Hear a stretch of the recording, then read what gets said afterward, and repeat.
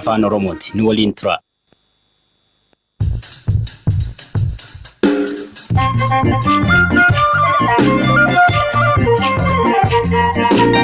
Ashama akka mul'atan dhaggeeffattoota keenya kun raadiyoo BBC Afaan Oromooti sagantaan galgala har'aa eegaleera.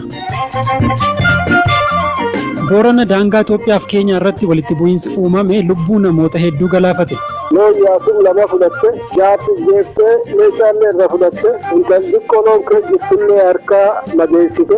Bulchiinsi magaalota Asallaaf Sabbataa manneen barnoota afaan Oromoon hin barsiifne irratti tarkaanfiin fudhadhaa jedhan.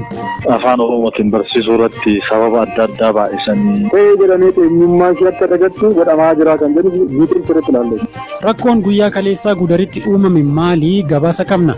Oduu addunyaas qopheessineerraa wal duraa duubaan kan isin biraan gahu ani Baqqalaa Toomaati.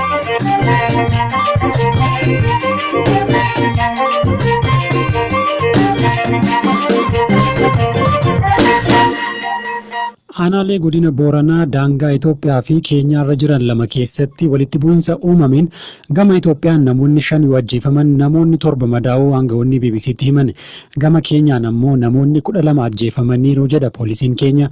Dhimma kana irratti gama Itoophiyaatti kan dubbisne qondaalii nageenyaa aanaa Dilloo godina Booranaa obbo Hooquu Baraqoo hidhattoota gosa Gabraatu daangaa ce'ee uummata gosa Booranaa haleelee jedhan. Ammachi asii guyyaa 3-4 oolle lafuma Itoophiyaa seentee gochi Gabreedhaan looyyaasuun lama fudhatte jaarsi jeeftee meeshaalee irra fudhatte intalli qoloon jirtullee harkaa madeessite daangaa keenya kiiloomeetira hedduu seentetti gistufaa uummata dheedhiromuu jirti. Waan akkana kana waan mootummaan qabu hor nageenyaa gistufii yaamanii namatti hin dhuftu waan akkana kana jira rakkoo akkana kana jira. Warnam haadhan nama ajjeesan kun qaama nageenyaati moo nama akkamiiti? Warri horsiisee bula taate qaamni nageenyi warra kan mootummaan hidhachiisee uummatallee dabalate. Nam meeqa ka lubbuun baate ka madaa'e walumatti jechuudha? Amma nami amloo yookaan keejjee nam 5 madooni nam 7 beeka guyyaa 4-5 kan keessatti ammoo lafti lolii itti deemtu cuftii lafuma Itoophiyaatti warri Keenyaa beekta Keenya kee jira warri ammoo daangaa Itoophiyaa seenanii gistufuu uummata balaa akkana kanirraan ga'uu jiranii haalli jirkanii fakkaata.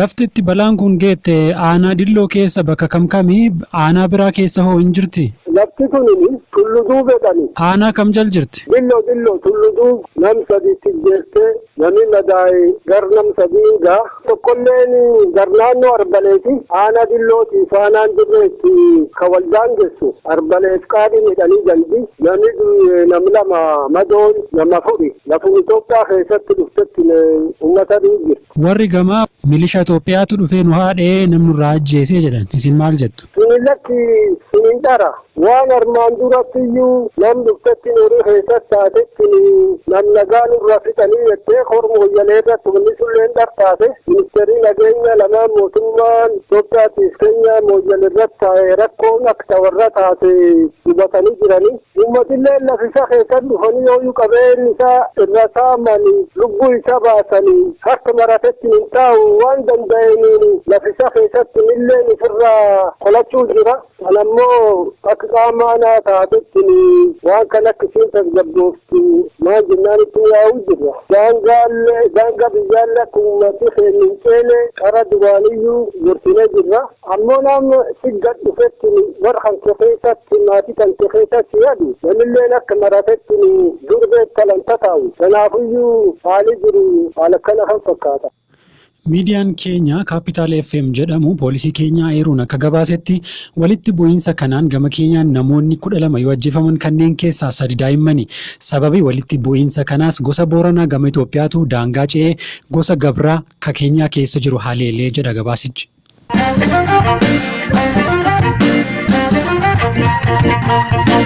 Kaayitaanutti wayita ceenu gara Gudar deemna waldhabdee namoota qaama nageenyaa ofiin jedhanii fi uummata gidduutti godina Shawaarixa magaalaa Gudaritti uumameen guyyaa kaleessaa daandiin Finfinnee naqamtee cufamee ture banameera. Jiraataan magaalaa Gudar maqaan isaa akka hin dhahamne nu gaafate haala rakkoon sun itti uumame akkanaan nutti hime. Mucaan qabame suni diingoo turii taphachiisa beektas. Achi booda tumantineeru nutti biyyisiisinee dhanii jennaan ifamaa hedheetu mucaan immoo iyyuun dirqama dhennaa hojii sana hojjetu rumoo hunda hojjeta achitti. Booda xiqqoo turanii ammas deebii mucaan ennaa ammas taphachiisee fiinishiin otoo siin jennu jedhaniitu guutuu qabataniiru. Guutuutti hin jedhaniitu mataarra dhoofnaan mataa buruqe mucaan. Boodarraa piikaappii qabataniiru. Piikaappii ol bahii jedhanii. Kanaan booda uummanni dura goree maaliif manaama jennaan jarri qawwee kanas qabu. Innaa gaa dubbatamu qaama nageenyaati yookiin jedhu isaan jannatiidha jedhu. Kanaan booda namni uummanni dura goree dhagaadhaan waan adda addaa buusaa manaan jedheennaan qaqqabaneera. Raafachuu guddaa isaanii keessaa fidaan galanii immoo kilaashii baasanii konkolaataa keessaa. Kanaan booda asuma olee dhukaasaa. Akkuma kanaan jiranii isaan ba'aniitu miila kan uummata jira. Dargaggeessi uummanni jiru hundumtuu baheetu amma mucaan kun wanti balleessee jiru ammas hojii isa kanaan duraatu nurratti hojjetamaa jira. Nuti qaama nageenyaati nuti sekiuritii jedhanii akkanatti nama akka fe'an itti himuu hin danda'ama taanaan uummanni immoo qabsoo kanaaf dura raawwate kana jedheetu uummanni amma mucaan sun deebi'utti daandiin isaa qabotee cufee kanaan booda yaa bilbilameef mucaanis hin deebi'e egaa akka dhageenyetti garris qabatame miiruu jedhama. Itti gaafatamaan waajjira bulchiinsaaf nageenya godina Shawaa Lixaa obbo Kumsaa Margaa kaleessa galgala naannoo sa'aatii 11tti namoonni qaama tikaa ta'utti shakkaman dargaggoo tokko fudhatanii deemuuf wayita yaalan uummanni dhaabsisee jedhu. Hanga rakkoon uumamee ture qulqullaa'uttis namoonni kun to'annoo jala oolaniiru jedhan. Rakkoon uumamee jira. Rakkoon suniif immoo rakkoo sana kan uumatti uummata miti. Rakkoo sana kan uume qaamuma biraati. Namoota gaddaa kana hojii dhumaanii kanarratti bubbaan natti fakkaate gara qaama mootummaati. Asumatti girrigirrii uumanii mucaan akka waan rakkoo qabutti fuudhanii deemanii jarreen sunitti qaama mootummaa taataati maalii taataati amma qulqullaa'utti to'atamanii jiran. Mucaanis achitti fuudhanii deeman sunis gaafa argamu uummannis karaa nagaatiin ofuma isaatii daandii maaliif mucaan kun qabama jedhanii daandii turanii daandii sanas badee galee jira jechuudha.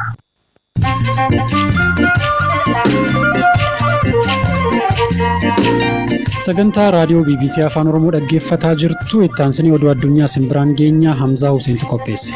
Itoophiyaa fi Kooriyaan kibbaa dhimma kenniinsa viizaa saayinsii fi teekinooloojii Komishinii Ministeerotaa waloo hundeessuu eegumsa naannoof sadarkeessa madaalliif to'annoo teeknikaa irratti waliigaltee mallatteessan. Guyyaa lamaaf Kooriyaa kibbaa daawwatan Ministeerri Muummee Abiyyi Ahmed wayita pirezidaantii biyyattii Moon Jae-in waliin mari'atan ture waliigaltee kana kan mallatteessan. Mootummaan Somaaliyaa loltoonni Keenyaa kominikeeshinii bilbila moobaayilaa addaan kutuu isaa komate. Kibba Somaaliyaatti garee Al-Shabaab haleeluuf kabobba'an loltoonni Keenya hariiroo garee kanaa addaan kutuuf tooftaa itti fayyadaman ta'uu dubbatu. Mootummaan Somaaliyaa garuu diinatu dinagdee keenya irratti bobba'e jechuun komateera. Mariin biyyaalessaa dhimma heera mootummaa fi federaalizimii Maqaleetti guyyoota lamaaf mari'atamaa jira.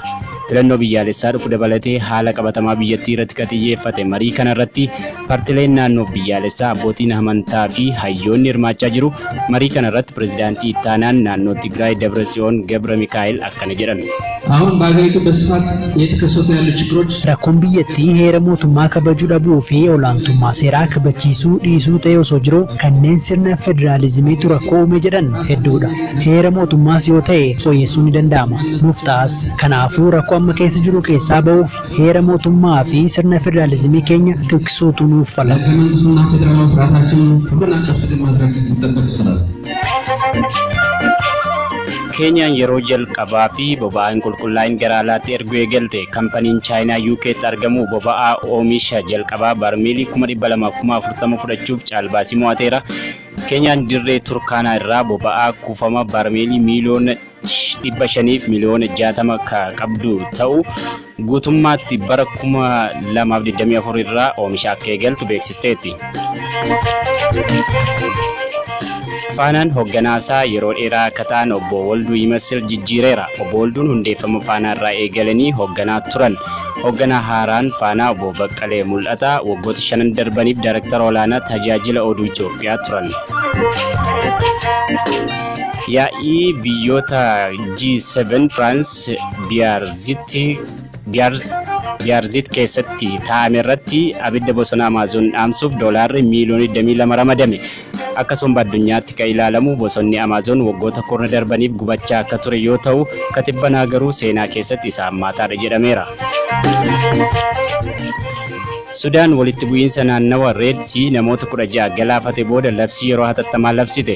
Magaalaa kutaa biyyaa Red Sea kataate Port Sudan keessatti gosoonni Banii Amrii fi Nuubaa jedhaman roobii haga sanbata darbeetti wal haleelaa akka turan yoo ta'u, sababiin walitti bu'iinsa kanaa hin baramne Port Sudan ulaa daldalaa alergii Sudaaniif Sudaan kibbaa isa murteessaadha.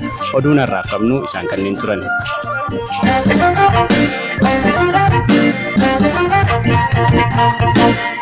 Gabaasa har'aaf qopheessine isa xumuraarra geenye dhaggeeffattoota keenya bulchiinsi magaalota Asallaaf Sabbata manneen barnootaa sadarkaa duraa fi oolmaa daa'immanii afaan Oromoon hin barsiifne irratti tarkaanfiin fudhadhaa jedhani.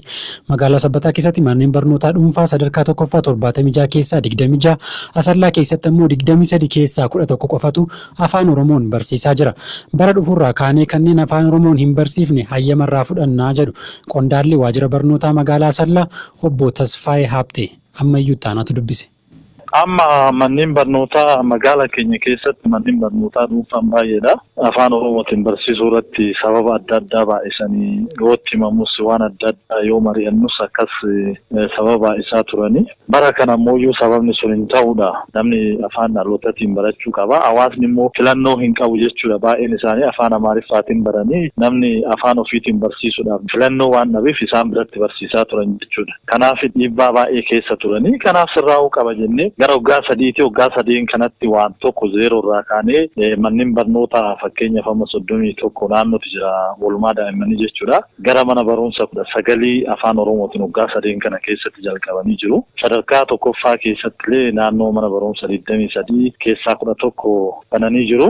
Yaa bana malee inni kun guutuu miti jechuudha. Bakka amma maal inni rakkoon hudhaa ta'e kun kan jedhu isaan wajjin bal'inaan mari'annee jirra jechuudha. Qaama laallatu isaan wajjin irra deddeebinee hubannoos kenninee fi karoora isaanii keessatti illee afaan Oromoo hin bannaa dirqama. Afaan Oromootiin yoo banne uummanni fayyadama. Nama baay'ee arganna nullee kan jedhu walii galee isaan akka barsiisuu danda'anidha. Yoo kana raawwachuu baatan immoo tarkaanfiin nu murteessine mana barumsaa hayyamarraa kaasuun murteessine jechuudha. Akka damee barnoota tokkotti barsiisu moo barnoota hunda afaan Oromoo barsiisu moo maali? Barnoota hundumaa afaan Oromootiin afaan Amaariffaa kutaa 5 irraa hagammaa kan jiru kaarkulamii biyyaatiin jechuudha. Afaan Oromoo gosa barnoota hundumaa malee gosa barnoota tokkoon hayyamamu kaarkulamii irra hin jiru jechuudha. Amma warri barbaade isaan illee dhiibbanne afaan Oromootis afaan Amaariffaatis hin banu. Kan barbaade afaan Oromoon qofaan banaa jechuudha malee afaan Amaariffaa jalaa cufne jechuu miti. Murteen kuni garuu akkamiin ka'e akkamiin dhufuu danda'e barana? Gaafii hawaasatu cimaa dhufe. Tajaajilummaa mirga namaa mirga afaanaan olatiin barachuun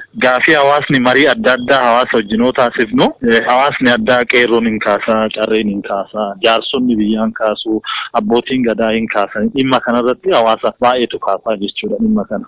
Rakkoon kun magaalaa Sabbataa keessatti ammoo ni hammaata.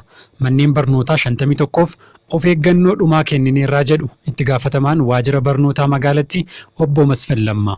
Ijoolleen dhaloota afaan dhaloota isheetiin barachuu qabdeedha sadarkaa tokkoffaan. Kana waliin wal qabatee rakkooleen jiran tokko afaan amma maaskiin Ingilish, maaskiin Amaarik maal jechuun jeneraal saayins waan kaarikulamii keenya yookiin sirna barnootaa keenya keessa hin jirre isaan barsiisuudha kan ture. Waa'ee sirna barnootaa keenya wajjin wal qabatee kan jiru waa'ee afaan keenya afaan Oromoo baratamuu qaba waan ta'eef. Ijoolleen itti jirtu immoo baay'een ishee Oromoodha. Ta'ee jedhamee eenyummaa ishee akka dagattu godhamaa jira kan jedhu jiitiin sirriitti ilaalleessa. Ijoolleen dhalootaatti keessa jirtu kunis mirga afaan ishee barachuu sun hin dhorkame. Kanarraa kaanetti tarkaanfiin sun akka fudhatamu taasifamee manneen barnootaa 25 ta'an tarkaanfii qabeenyaa bara 2010 uummarratti jechaadha. Kan 2011 yoo calqabamu akkuma yeroo kanaa tarkaanfii jalatti fudhatamee jira. Bara kana ammoo manneen barnoota 51 of eeggannoo dhumaa kennineefirra ejjennoodhaanis bara kana waan itti deemnu akka magaalaatti bu'uurarraa itti deemuu akka qabnu irratti waliigalleerra jechaadha. Mana barumsaa meeqatu afaan Oromoodhaan barsiisaan jiru magaalaa Sabbataa keessa?